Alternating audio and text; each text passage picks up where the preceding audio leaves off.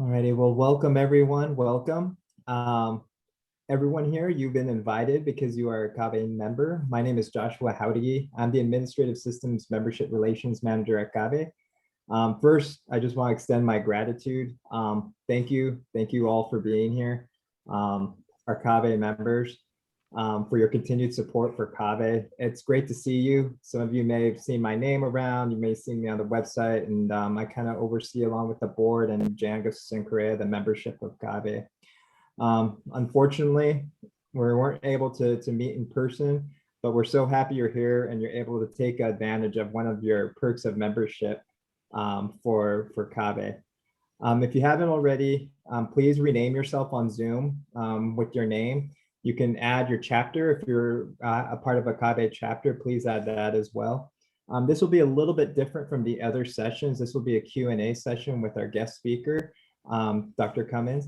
If you would like to ask a question, please feel free to kindly unmute yourself or politely mute yourself. Raise your hand on Zoom. I'll try to look for you, or you can also raise your hand using the little reactions on Zoom located on the bottom of your screen. With that said, if you have any questions, please let me know. And let me allow you to introduce you, our CABE board member, Dr. Carolina Serna. Thank you, Josh, for that welcome, and thank you all. Again, we are very excited to be at this event, a very unique event for our CABE members. And so now it is with great pleasure that I introduce to you our featured speaker for this event, Dr. Jim Cummins. Jim Cummins is Professor Emeritus at the Ontario Institute for Studies in Education of the University of Toronto. His research has focused on the nature of language proficiency and second language acquisition, emphasizing the social and educational barriers that limit academic success for culturally diverse students.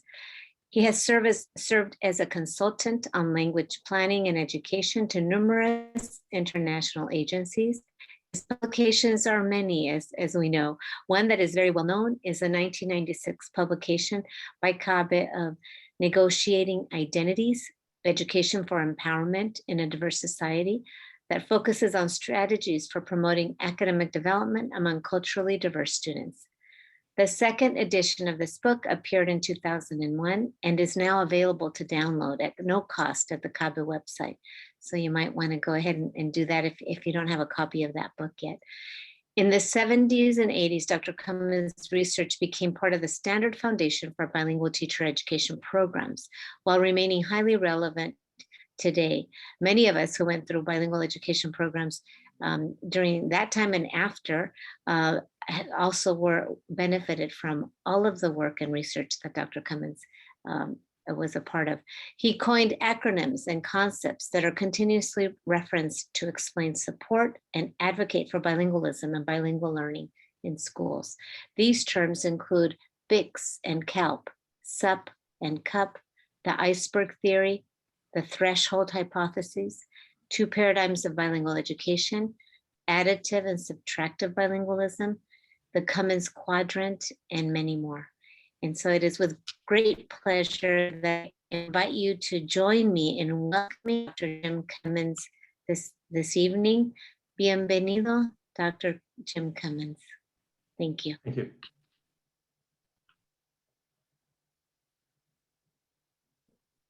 So as this is a Q&A session, maybe Carolina, if you wouldn't mind, maybe asking beginning a question just to get a conversation going. Sure, I would be happy to. And again, for all of us, this is a time for all of you to also ask questions. One of the things that I'm wondering about, Dr. Cummins, is about any current projects that you're working on, any current research that you would like to share. I imagine, I know you've been involved in many different projects, but if you could share a little bit about a current project. Okay, thanks, Carolina. It's really good to be here, and I'd like to personally welcome everybody to the session. It's really nice to have an informal session where I don't have to prepare anything, and nobody else has to prepare anything either. So in terms of what I'm doing right now, I retired from my academic position back in 2014, And one of the reasons I retired is so I could get some work done, so that I wouldn't be caught up with all of the bureaucratic stuff that goes along with an academic position. And one of the things that I've continued to try to do is to work with educators in different contexts to explore ways in which they can acknowledge and affirm the linguistic and cultural realities of the students who are in their classrooms.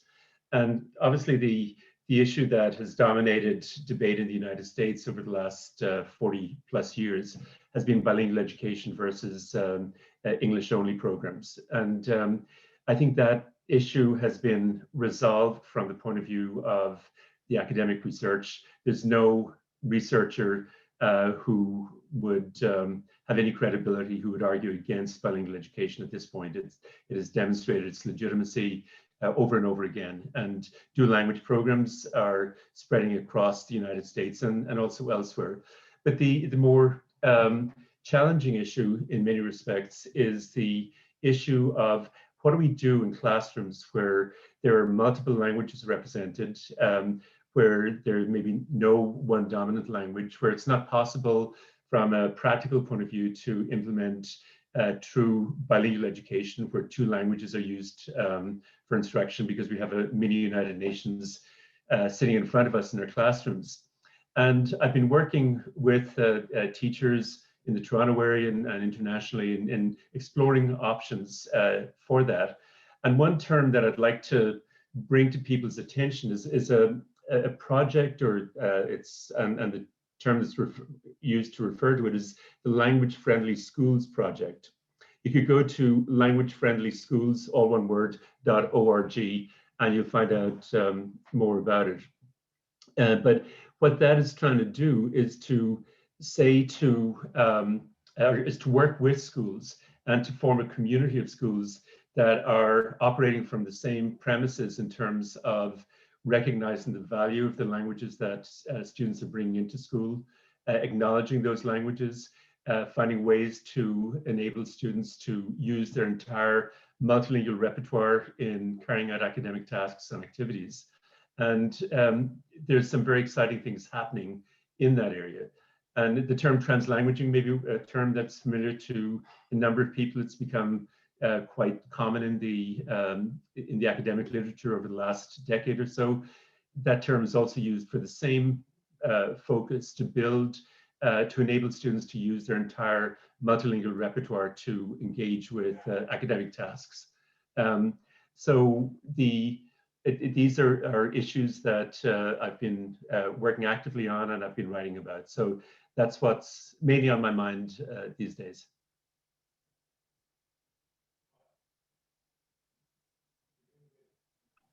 Thank you very much, Dr. Cummins. I wanted to ask a question from one of our participants whose mic isn't working very well. So Claudia Flores asks, how can we use what we know about language acquisition in terms of 5 areas to learn to read? And Claudia, I imagine you're thinking about the areas of phonemic awareness, phonics, fluency, vocabulary development, and comprehension, if that's correct. Yes, she says. Okay.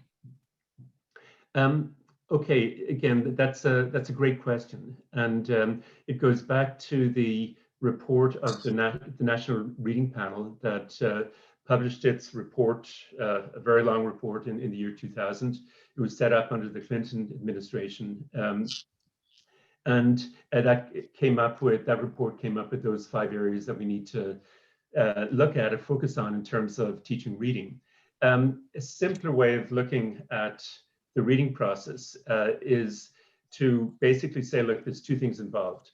There's learning how to decode and there's learning how to comprehend. And nobody's going to dispute the importance of enabling and supporting all students in learning the relationships between oral language and the written language. And phonics is an important part of helping students do that. Helping students develop phonemic awareness is also important.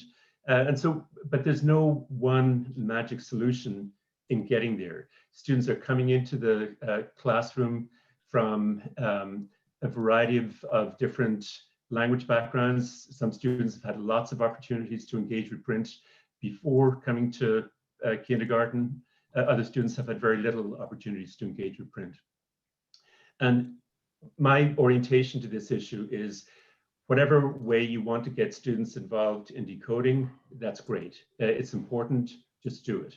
But what has been left out of the debate is what happens afterwards. And let me just illustrate this for you going back historically, because when you look at what happened after the National Reading Panel, the Bush administration came in, and with very good intentions, they instituted the No Child Left Behind Act, and that was the federal legislation that dominated instruction for at least 15 years or so. And one of the things that they did was they devoted a big chunk of money, $6 billion, to providing funds to school districts to help low-income students learn to read. I'm not going to go into all of the details and what happens with that, but the panels that were set up under the Reading First project were heavily focused on scripted, intensive phonics instruction. And any district that wanted to take a broader orientation to students' language development and also their reading comprehension development basically didn't get funds. Just one example of this is the New York City district, which was using a program called Month by Month Phonics. So it was a full phonics program, but it also included classroom libraries, and it included an emphasis on writing as a way of having students sound out words and develop awareness of how the written and spoken language got together. And the Reading First panel didn't think that was scientifically based. And so that was the orientation that they brought into this. Anything that wasn't strictly focused on essentially scripted, teacher-centered phonics instruction was thrown out. The Reading First, the evaluation of this program, which as I said, cost $6 billion over a period of about 5 years, showed that it had no impact on reading comprehension. It had no impact on reading engagement. It had a slight impact on decoding skills in 1 year out of 3 that they evaluated. And so there was something missing here in terms of what we need to do in terms of developing strong reading skills. As I said, decoding is important. You don't get anywhere without decoding. It's a necessary condition. It's not a sufficient condition. What was left out of the equation, and is still left out in a lot of districts, is the role of literacy engagement. And that term may be new to some of you, but if you look at the research literature, basically what it's saying is that when we look at students who haven't had much opportunity to get actively engaged with print in their homes or in their neighborhoods, and sometimes in their schools in the early grades, one of the reasons is that their overall language development in terms of engagement with the language of print has not been fostered in the way that it ideally should have been. And so when we look at the research on literacy engagement, there's a huge amount of research showing strong positive effects on reading comprehension. You could look at Steve Krashen's work over many, many years, highlighting a lot of this research. But let me give you 2 examples of what I'm talking about here. One is data from large-scale research that's been carried out for over 20 years by the Organization for Economic Research and Development. That's a big economic think tank. It's based in Europe, but it's international in scope. And it's interested in education because education fuels the economy, essentially. And what they have found in the research that they've done is that literacy engagement, or reading engagement in this case, is more strongly related to reading comprehension than even socioeconomic status. And we could push back at about 1/3 of the negative effect of low income, low socioeconomic status if we could get kids actively engaged with print and with reading from a very early stage.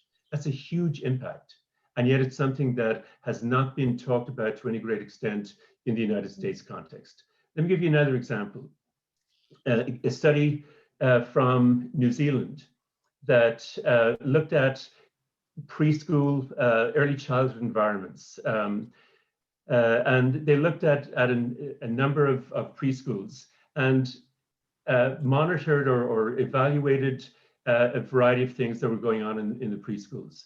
And one of the things that they evaluated was what they called the extent to which there was literacy saturation. To what extent was the preschool exposing children to books, teachers reading to them or not? What they found when they followed students from the preschool stage through to age 14 and 16 was that literacy saturation, the extent to which students were exposed to books at the preschool stage, was an incredibly strong predictor of reading comprehension skills and overall academic achievement at age 14 and age 16. And so what's been left out of the equation in talking about reading in the United States, and it's still left out, is getting students actively engaged with books, socializing students into literacy, having strong school-based libraries, enabling children and their parents to take books home from the libraries to read at home. There's all kinds of things that could be done that in many cases are not being done to the extent that they might have.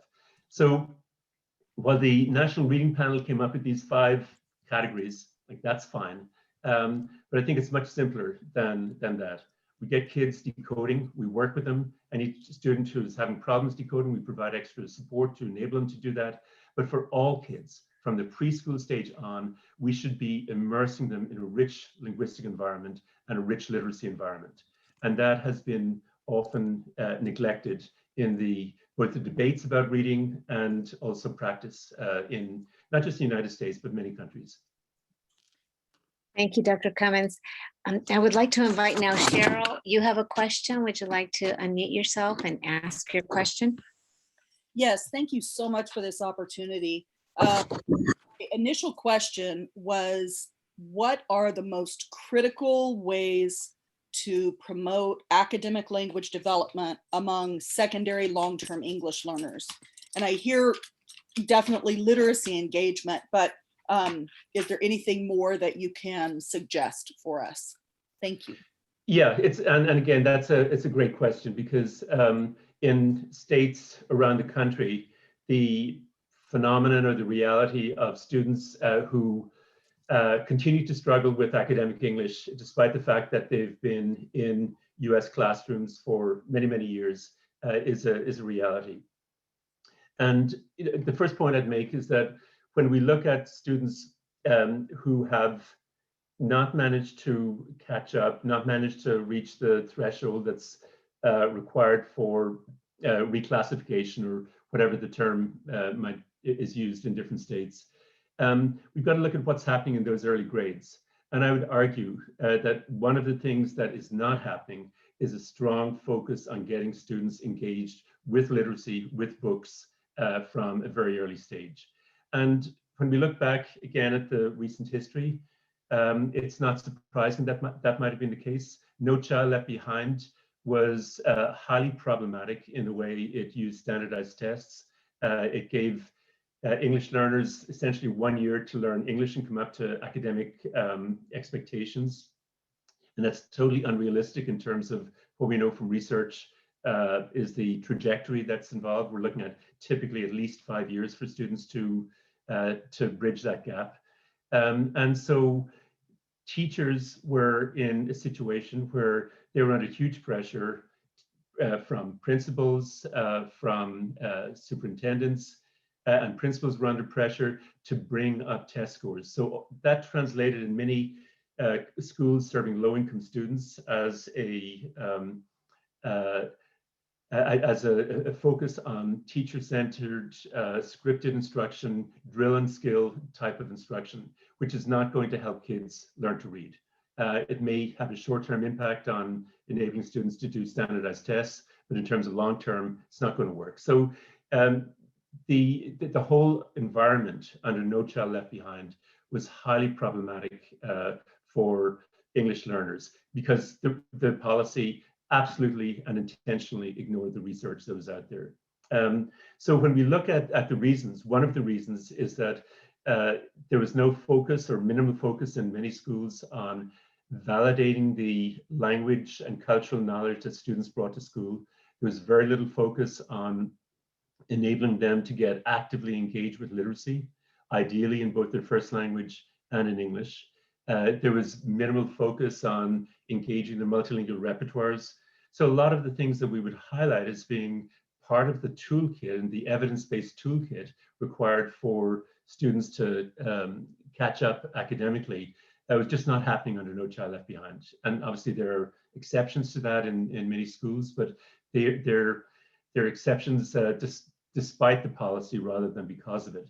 So when we ask what we can do to address that, many of you may be familiar with the work that Laurie Olson and colleagues have done in California, and where they have highlighted the kinds of strategies that are needed to help students to catch up academically.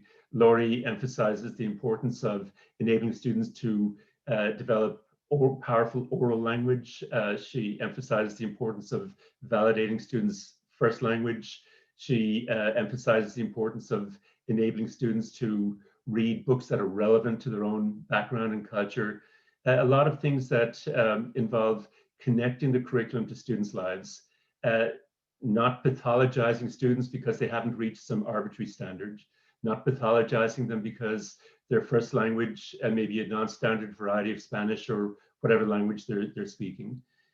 So there's a lot of the kinds of things that we, I think, know how to focus on and should be focusing on much more directly. There's the work that Lily Wong Fillmore has done, I think, is really important in this regard. She developed a strategy or a technique that you call juicy sentences, where teachers will pick out 1 or 2 juicy sentences a day, what she calls juicy sentences. And by that she means sentences that are interesting from a linguistic point of view. They might have things like embedded clauses, they might have some low frequency words. They're the kind of sentences that often students who can speak English quite fluently have difficulty with, because they're complex and they don't tie in very easily with the kind of language we use in everyday situations. But she has highlighted the power of just taking a few minutes every day, 15 minutes or so with a small group, to work with them in developing awareness of how this kind of language works. There's a freely accessible website. I think if you look at, I think it's EL Education, where this strategy has been embedded in the English language arts curriculum that they have developed. It's, as I said, anybody can go to the website and look at it. There are videos there that highlight what they call taking a deep dive into language. And that's the kind of strategy that I think we need to pursue and focus on. We need to reinforce students' awareness of academic language across the curriculum. We need to enable them to use their first language skills to the extent that they can, or that they have those language skills developed. We need to, all teachers need to know how to scaffold instruction. We need to get students, we need to explore options for getting students engaged with literacy. And above all, we need to connect the curriculum to students' lives and affirm their identities. Because if we put labels on students, such as long-term English learners, for example, we're communicating to students that they may not be that bright. They're likely to fail academically. And so we need to get rid of those labels. They may be out there for administrative purposes, but in our classrooms, we focus on the assets that students are bringing in. We focus on their imaginations, their creativity, their cognitive skills. And we work with those to help them move forward as fast as they can. But there are resources out there, and one of the best things I've seen recently is the website for EL Education. I'm sure you can find it on the web. And they have some wonderful resources that focus on getting students aware of how academic language works, and it's free to use. Thank you so much. Thank you. Sadie, I think you had the next question. Yes, thank you. Hi, Dr. Cummins. It's great to be here and great to hear from you. My question comes from a common problem that we often see in dual language programs. When parents come to us and are concerned specifically about lower grade students who struggle to read both in their first and second language. So I was wondering what evidence that supports dual language programs would you bring to a parent with these concerns? Well, obviously, if we're talking about a monolingual program, when students come into the program, they don't know how to read. The vast majority of them don't know how to read. And it's our job to teach them. In a dual language program, students are likely not to know how to read in either language. So that's nothing new. But if we're talking about students who come in, say in the middle grades of elementary school, who may not have had the opportunity to experience much schooling or strong schooling in their home languages, then I think what we do, we go back to first principles. And the first principle for any engagement of students is connecting the curriculum to students' lives.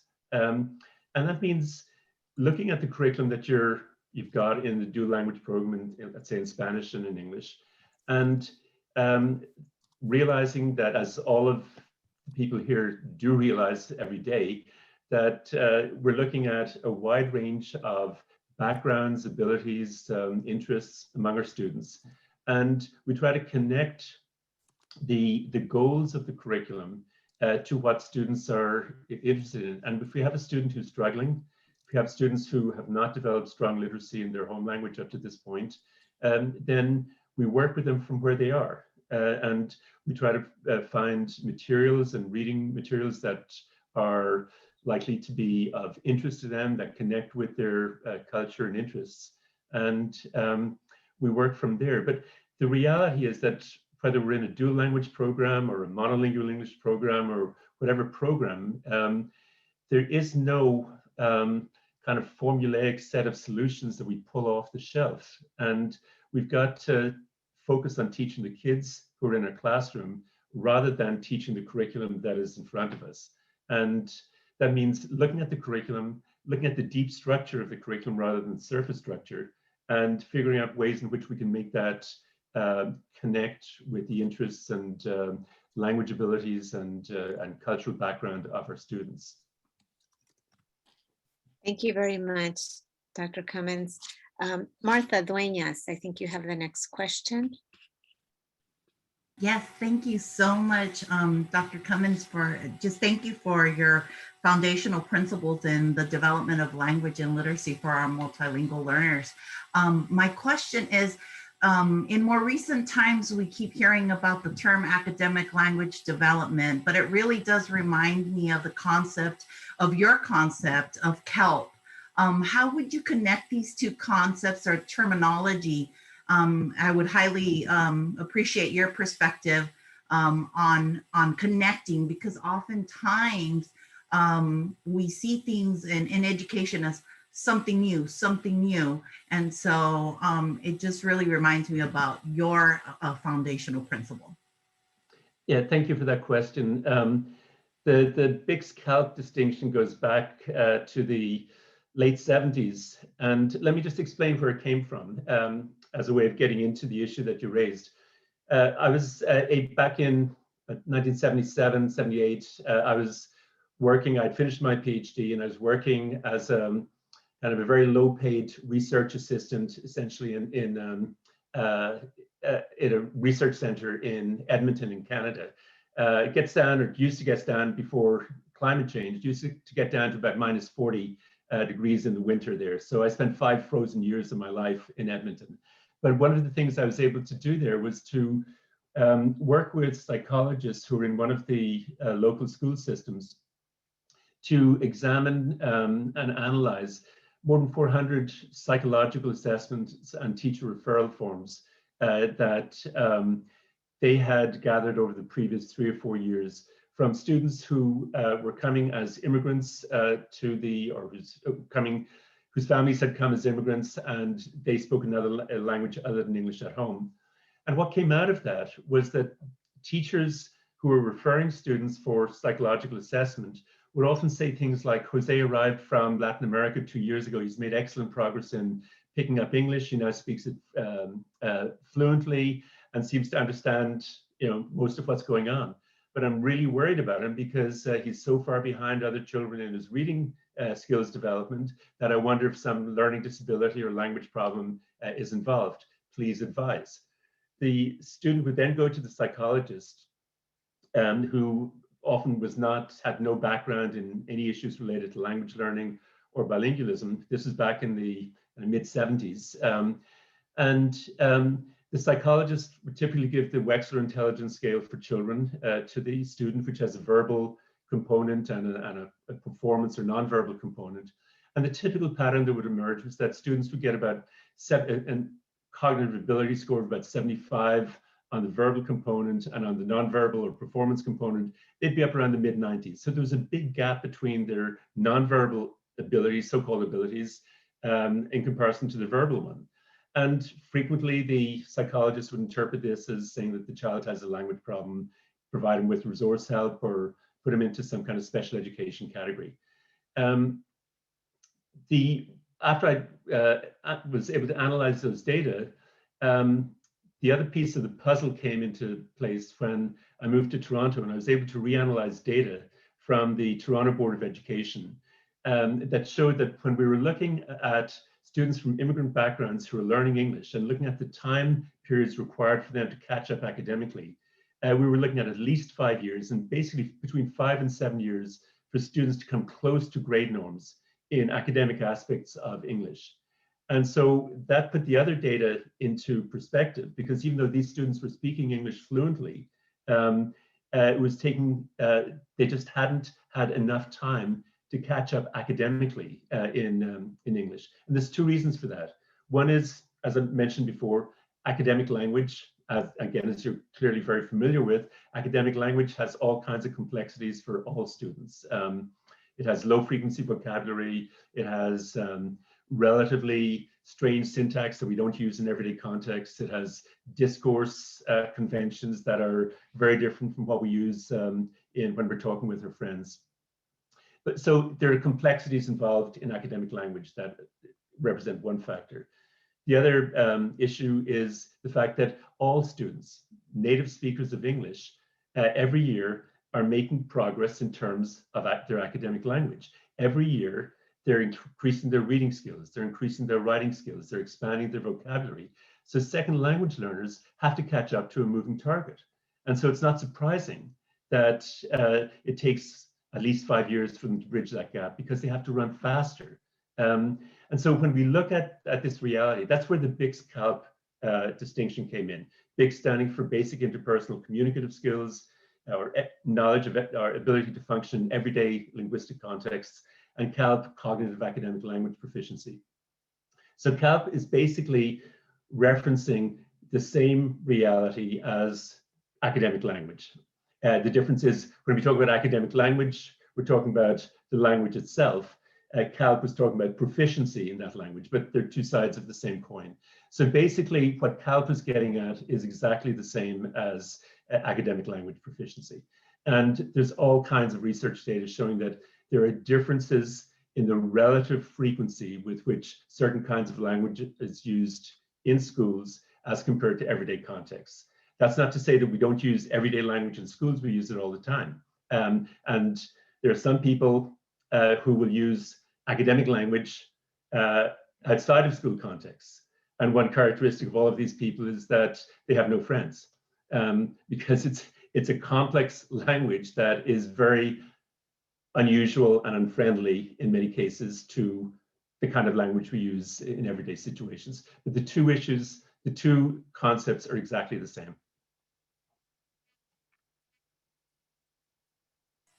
Thank you very much, Dr. Thank Cummins. you. We have another question. Mary Lynch, would you like to ask your question? Yeah, you mentioned earlier the importance of the role of literacy engagement in like PK, TK, early ages, and suggested to look at the research. I'm wondering if you could give us one or two specific research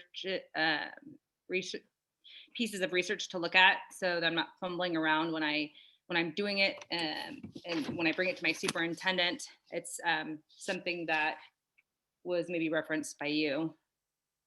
Yeah, a good place to start is Steve Krashen's book. Was it The Power of Reading? The second edition of that, I think it came out in 2004. And I suspect it may be available at the CABE conference, or you could just write to Steve or email him and ask where you can get it, or you can get it from Amazon. And that has a lot of the research that was carried out up to 2004 in it. I've written a number of articles and incorporated that notion into books that I've written also. So I'd be happy to share any of those things with you. And we can find a way to make that available to people. I can send Josh or Carlene or somebody some articles that focus on that issue. Thank you. Thank you. And Lenore, I think you have a question as well. Would you like to go ahead and unmute yourself and ask the question directly? Sure. Just want to say thank you for the opportunity to be here in such a small group and we get to ask questions. That's wonderful. One of my edge-celebrities, Dr. Cummins. So you mentioned translanguaging a little bit earlier, and we were talking about with Martha's question about BICS and CALP, and I just kind of see it as, well, I've heard a lot of arguments about translanguaging as a student's inability to develop full English proficiency, and I disagree. I think it shows tremendous linguistic dexterity to negotiate between two languages. So I'm just wondering, where would it fall? Like, because I hear you saying that it's, you know, I think it falls under the category of basic interpersonal, something I think in another language, but I also think that there's a role for translanguaging as something as part of that academic language development as well. Okay, thanks, Leonor, for that question. Again, you're putting your finger on an issue that is very current, very much debated amongst researchers over the last 10 years or so. In terms of, just before I kind of try to answer your question directly, one of the things that I would strongly suggest people check out is the wonderful work that Ophelia Garcia and her colleagues have done in the New York area. Again, all of this work, the translanguaging guides and resource kits are freely available on their website. If you put in CUNY, C-U-N-Y, and dash N-Y-S-I-E-B, you'll find it, or put in translanguaging, you'll find it in a Google search. But there's all kinds of resources there that are really powerful. And in some of these resources, their translanguaging guide, for example, and they highlight exactly the issue that you're talking about, how engaging students' multilingual repertoires can help students develop academic language proficiency. They don't necessarily use the term academic language proficiency, but when that was published, the Common Core state standards were coming in, and so they've linked up translanguaging strategies with the various standards that were in the Common Core state standards. So that's a wonderful resource that's free to use. There's also a book that Ophelia Garcia and colleagues wrote that Castellan has published, and I think that's going to be featured probably tomorrow, I think, at the conference. But in terms of whether translanguaging is a good thing, bad thing, what does it actually mean? Again, I'd like to kind of cut through some of the verbiage that surrounds the issue. Basically, translanguaging refers to two things, typically. It refers to the kind of code switching that all bilinguals, multilinguals do when they're talking to friends who speak the languages that they do. So it can be seen as essentially equivalent to code switching. And code switching is something that is totally normal, natural, doesn't imply any deficit in the language whatsoever. What's more relevant, I think, for schools is what has been called pedagogical translanguaging. How can we open up our classrooms so that students' voices can find a place there, rather than having classrooms being English-only zones? And the way I would define pedagogical translanguaging is enabling students to use their full linguistic or multilingual repertoire in carrying out academic tasks and activities. So for example, let's suppose we have that mini United Nations in our classroom. We have students who have arrived a few months ago who are just beginning to learn English. We've got students who may be fluent in English. One of the things that a number of teachers have done that is incredibly powerful is to encourage students to write in their first language. So these are teachers, say grade 5, grade 6, who are focused on meeting the academic expectations of the grade 5, 6 curriculum. And rather than asking students to write only in English, where you might get 2 or 3 painful sentences out of a student who's only been here for a few months, they encourage students to write in their first language. This assumes that students have had the opportunity to go to school and are literate in that language, but they ask students to write in their first language, and then they find a way to move from that first language to English. In one case, there was a student who arrived from Israel, and he wrote a story about horses. He was brought up in an agricultural context in Israel. And there was a teacher in the school who knew enough Hebrew to help him translate from Hebrew into English. And so the result was a dual language book that has been put up on the web. It's been read by thousands of people. And there's multiple examples like that. And so translanguaging pedagogy doesn't apply only to the oral mode. It also applies to the written mode, and basically is essentially the same as what I've called bilingual instructional strategies, or essentially connecting the curriculum to students' lives and enabling them to use their full intellectual and linguistic repertoire to carry out tasks. We're fortunate these days to have things like Google Translate and other technological marvels that have come our way over the last decade or so. And you could use the same kind of strategy with something like Google Translate, where a student might write in his or her first language, pop it into Google Translate, and back will come a somewhat garbled version in English.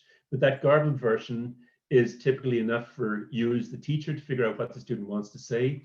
And you could get a team of maybe 2 additional students to become the editors, who help the newcomer student to move from what he's written or she's written in her first language to the English version, and they help put it into relatively correct and coherent English. So there's all kinds of strategies that are available there when we open up the space to allow students to use their first language. And that's translanguaging. So there's nothing mystical about it. It's not something that there should be any controversy about. It's essentially enabling students to use their first language to learn.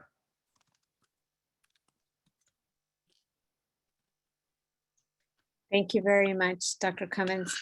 We're out of time. We're at the end of our session. So at this point, I just want to thank everybody who joined us this evening. Thank you, Dr. Cummins, for sharing your time with us and giving us some very useful resources. I've put as many of the links in the chat, and there's a way to save the chat, but we will also try to, if you click at the bottom where the 3 dots are located, you can save the chat. And so we will also try to collect all of those resources and have them available to you as well. So thank you again. We're going to be moving on to our next event for this evening. Thank you for joining us. Thank you. Thank you. Bye. Thank you, everyone. Thank you. Thank you, everyone. Thank you, Dr. Cummins.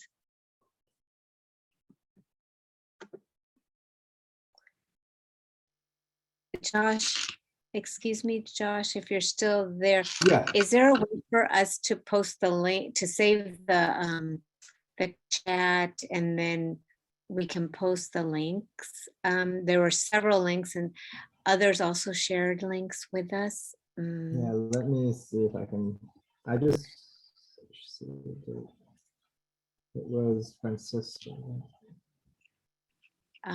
Yeah, I can go back and try to cut and paste the different ones, and then, but how is there a way for us to send them to everybody who was on this Yeah, I think so. in the event?